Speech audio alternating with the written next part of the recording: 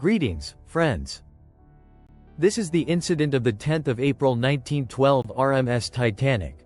World's largest and most luxurious ship in its time, it set out on its first voyage. It was traveling from Southampton, England to New York. All kinds of people were aboard, renowned industrialists and actors as well as immigrants, who were on their way to America in search of a better life. It was being commanded by the 62-year-old senior captain Edward John Smith. There was a lot of excitement regarding this ship in the passengers, public and the media. It was not only the world's largest ship, around 269 meters in length and more than 53 meters high. The luxury on this ship was awe-inspiring.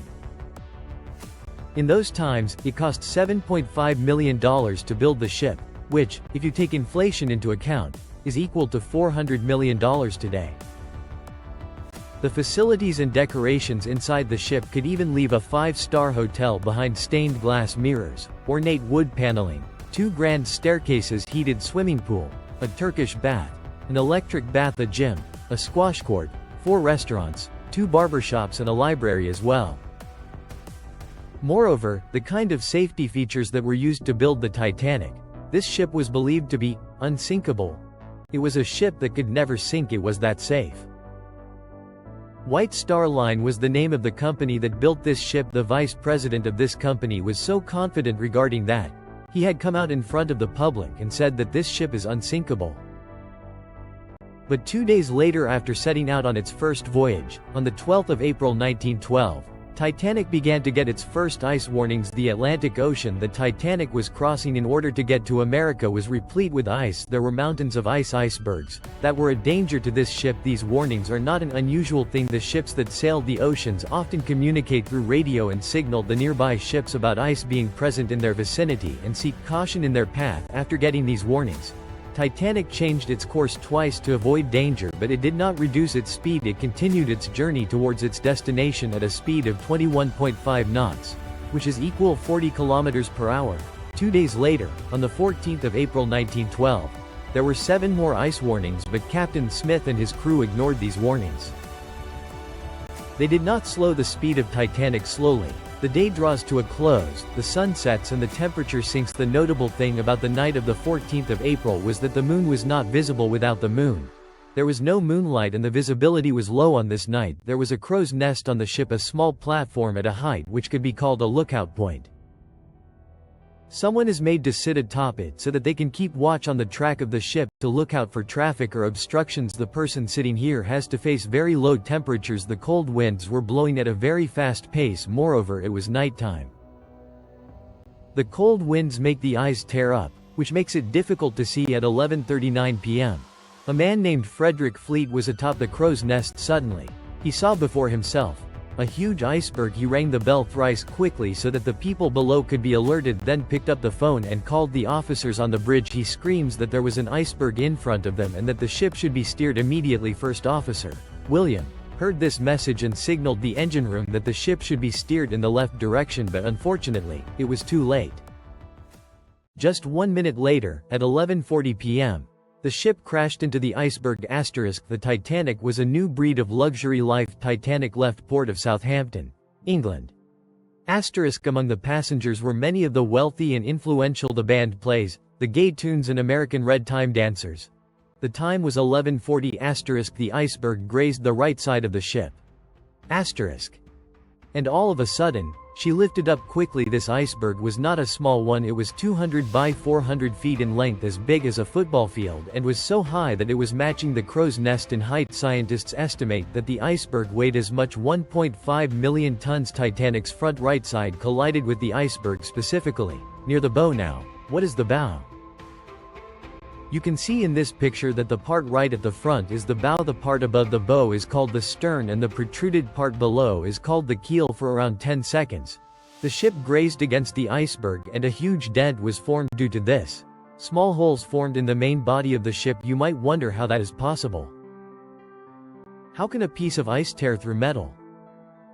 If you use the ice in your fridge, then yes, it won't cut through metal, but keep in mind the weight of a mountain of ice. It is true that even wood cannot cut through metal, but even then your metal car can crash into a tree and get deformed completely. Similarly, since the iceberg was so big and heavy, it caused massive damage to Titanic. A few seconds after collision, the ship's captain, Smith and architect Thomas Andrews arrived at the site to see how much damage had the ship incurred due to the impact. When they realized that the ship would sink, they were completely shocked upon seeing this. They thought that this ship was unsinkable. At the beginning of the video, I'd mentioned that this ship was considered unsinkable, owing to impressive safety features. There were two main safety features which led to this belief. First, this ship had a double-bottomed hull. The main body of the ship is called a hull. A double-bottomed hull would mean 2 layers. Even if the layer below got damaged, the second layer could save the ship. Second, the hull of the ship was divided into 16 separate watertight compartments. Even if 4 out of 16 compartments were filled with water, the ship would still sail. It would make no difference to the ship, but the impact created by the iceberg was on the side of the ship. The double-bottom hull proved to be of no use. The sides only had one single layer. Second, the impact was so large that 6 out of 16 watertight compartments were breached. Water was filling in all of them. The limit was 4. The inundation of 6 compartments meant that the ship couldn't be saved from sinking. The unsinkable ship would sink. 20 minutes after collision, at 12 a.m., Captain Smith ordered his crew to send a distress call over radio. The nearby ships would maybe detect it and come to save them. Senior Radio Jack Phillips turns out to be the hero of our story. One after the another, he began sending distress signals. There was no response. He sent another, and another.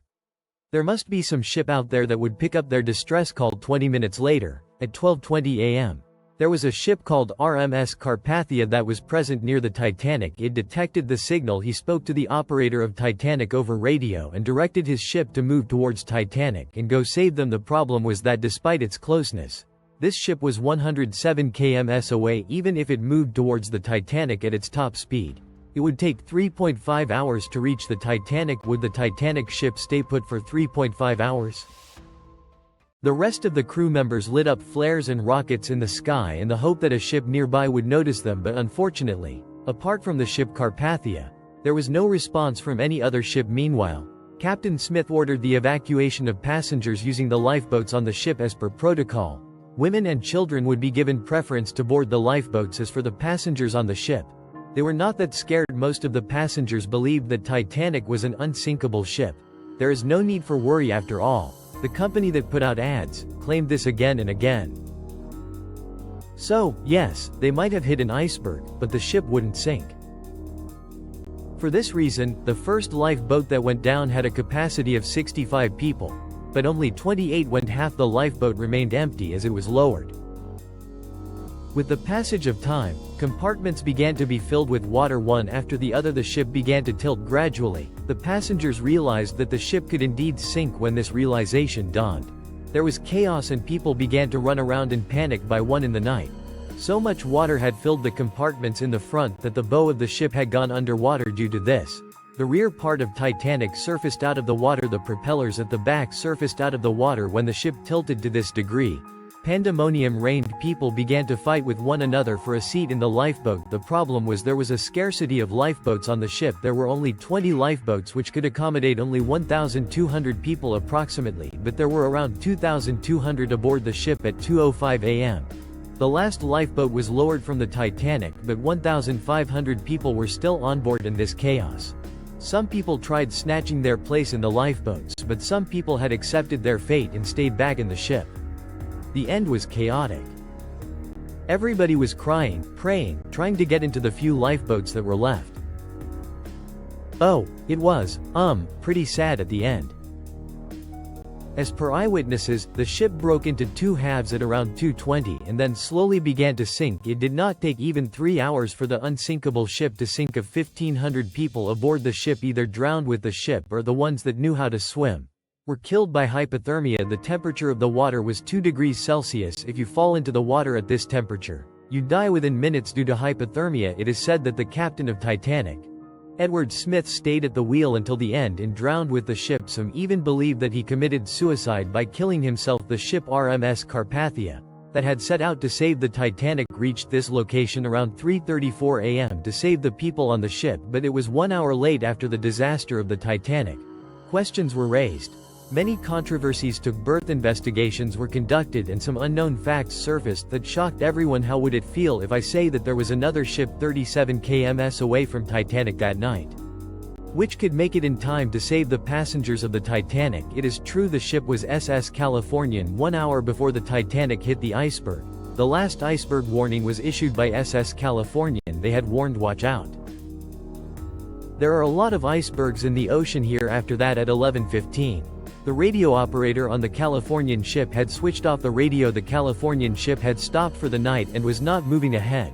Keeping the danger in mind since the ship had stopped for the night and the radio was off, it did not receive the distress signal. The ship was so close to the Titanic that the passengers on the deck of the Titanic could see the ship on the horizon. When the officers were boarding the passengers in the Titanic, one officer even remarked that he could see a ship in the distance and that it would come save them soon, and so there was no need to worry. But this Californian ship did not come even when rockets and flares were lit up. It is reported that after 12 a.m., the crew members on the Californian ship had actually seen the rockets fired from Titanic. They had even informed their captain Stanley Lord, but the captain insisted that it was no distress signal. Rather, the rich men on Titanic who were partying. Had Captain Lord of the Californian ship taken the rockets and flares seriously that night, so many people aboard the Titanic could have been saved. Next morning when they switched their radio on, they received the SOS calls from Titanic. They reached the site, but it was too late. By then they only saw dead bodies floating in the water. Both the inquiries that were conducted in this matter put the blame on Captain Lord of the Californian, but one single man cannot be blamed for such a huge disaster. Other people were responsible as well, like the lifeboat example I mentioned. There were not a sufficient number of lifeboats because the company that made the ship thought it was unsinkable and the lifeboats were unnecessary. Apart from that, the captain of Titanic had not even conducted safety drills. A safety drill was to be conducted on the day Titanic collided with the iceberg, but the captain cancelled that because he thought they were unnecessary since the ship was unsinkable. The next mistake was that of steersman Robert Hitchens, who was at the steering wheel that night when an iceberg alarm was sounded. The officer on the deck instructed that the ship should be turned left, but in panic, Robert Hitchens misunderstood the message and steered the ship towards the right. This was the opposite direction towards the iceberg. By the time he realized his mistake, it was too late. British inquiry also found that Titanic was issued so many iceberg warnings and to proceed with caution, but despite that, the ship was sailing at full speed. Why was that? Why did the captain not slow down? There are many theories behind that. A popular theory suggests that Joseph Bruce, the chairman and managing director of White Star Line, the company that manufactured the Titanic, influenced Captain Smith and pressured him that the speed of the ship be maintained. There was tremendous pressure from the company that the ship had to complete its first voyage in 6 days so that a record could be broken, so that they could show that the Titanic was not only the biggest, the most expensive ship, but the fastest ship as well. A specific incident happened on the 14th of April, at 2 p.m. when Captain Smith saw the ice warning and showed it to Joseph that they should reduce the speed because there is an ice warning, but Joseph stuffed the paper in his pocket so that the people and the crew members did not find out. He did not want the speed of the ship to slow down. This one disaster changed this industry worldwide forever. Many new regulations and standards were set up to avoid such disasters in the future. In 1914, an international ice patrol was set up so that the oncoming ships could be alerted about the icebergs in their path. A treaty, International Convention for the Safety of Life at Sea, SOLAS, was signed, which set new standards regarding ships. For example, a lifeboat regulation was framed mandating that the ships should have a sufficient number of lifeboats for every passenger. When the Titanic sank, it took more than 70 years to find its wreckage under sea. In September 1985, an American ocean explorer, Robert Ballard, and a French oceanographer managed to find the Titanic under the sea. Its wreckage was found 3,800 meters, 3.8 kms, under the sea. Two separate pieces of the ship were found 600 meters apart today. So many years later after the ship sank, environment has started to erode the ship lying underwater. The actual ship looked like this, and today, this is all that's left of it. It has been reported that bacteria and other organisms are eating away its metal framework. It is expected that by 2030, this ship would completely disintegrate underwater. Today, even after 110 years, the fascination regarding Titanic still remains in the minds of people. In 2012, an Australian billionaire, Clive Palmer, planned that he would make Titanic 2 a copycat and a copycat model of the original Titanic. He even declared that it would sail on the same route. All the elements of the ship was to be constructed in the same way as the original. Originally, the project was set to be completed in 2016. but it has not been completed even in 2022 due to delays. It is said that people do not have interest in this project because if an exact replica of the Titanic was made, because it would not have either TV or Wi-Fi and nobody would want to go on it. It might be that the unsinkable Titanic 2 might have already sunk even before it sailed. If you liked the video, then do watch the video on the Bermuda Triangle.